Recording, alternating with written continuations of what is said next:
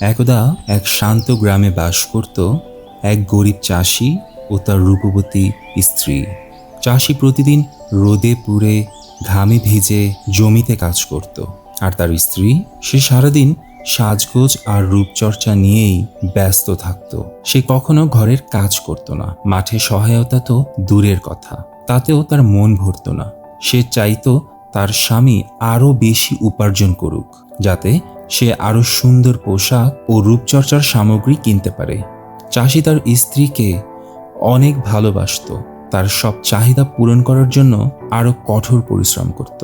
যতই পরিশ্রম করুক না কেন, সে পর্যাপ্ত অর্থ উপার্জন করতে পারবে না, কারণ তার স্ত্রীর চাহিদা দিন দিন বাড়ে। সে কখনো ভাবে না তার স্বামী তার জন্য কতটা পরিশ্রম করে।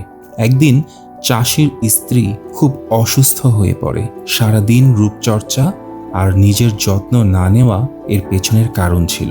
দিনের পর দিন তার অবস্থার অবনতি হতে লাগলো। অবশেষে সে মারা গেল।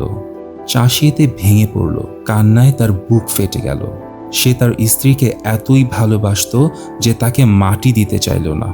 পরদিন চাষি তার ঘরের সব জিনিস বিক্রি করে একটা ছোট নৌকা কিনল। তার বিশ্বাস ছিল কোনো এক পাহাড়ের ওপারে গায়েব জানা ব্যক্তিরা থাকেন, তারা চাইলে তার স্ত্রীকে ফিরিয়ে দিতে পারবে। কয়েকদিন ভেসে চলার পর হঠাৎ নদী জুড়ে নেমে এলো ঘন কুয়াশা।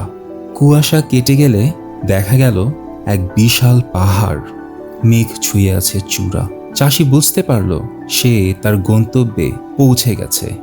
তাই স্ত্রীর দেহ কাঁধে তুলে পাহাড় বেয়ে উপরে উঠতে লাগলো। পাহাড়ের ওপরে দেখা পেল এক বৃদ্ধ সাধুর। চাষি কাঁদতে কাঁদতে সব কথা বলল।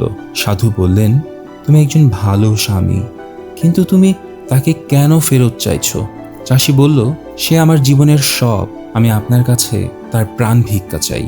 সাধু উত্তর দিলেন, ঠিক আছে, তোমার ত্যাগ আর ভালোবাসার জন্য আমি তোমাকে একটি গোপন কথা বলি। তোমার রক্তের 3 ফোঁটা যদি স্ত্রীর মুখে দাও, সে বেঁচে উঠবে। কিন্তু মনে রেখো, সে যদি আবারও ভুল করে, তাকে মনে করিয়ে দিও সে বেঁচে আছে তোমার রক্তে।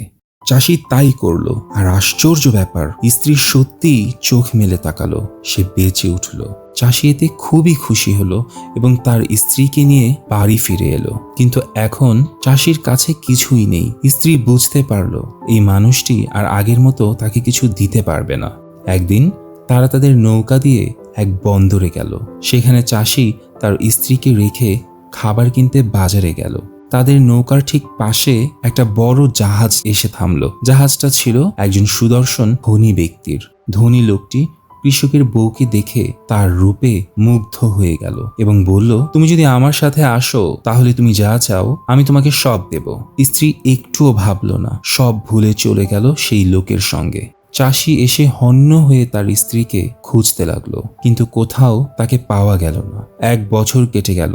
হঠাৎ একদিন চাষির সঙ্গে দেখা হলো স্ত্রীর। চাষি তাকে ফিরে আসার অনুরোধ করলো, কিন্তু স্ত্রী কিছুতেই রাজি হলো না। চাষি বলল, তুই আমার রক্তে বেঁচে আছিস, ভুলে গেলি? স্ত্রী হেসে বলল, তাতে কি, ফেরত চাস নাকি? এই নে বলে সে নিজের আঙুল কেটে 3 ফোঁটা রক্ত ফেলল, আর সাথে সাথেই সে নিস্তেজ হয়ে মাটিতে পড়ে গেল এবং রূপ নিল এক অভিশপ্ত প্রাণীতে, এক মশায়। আর সেই থেকে আজও সেই মশা রক্ত খুঁজে বেড়ায়। হয়তো একদিন ফিরে পাবে তার সেই হারানো রূপ।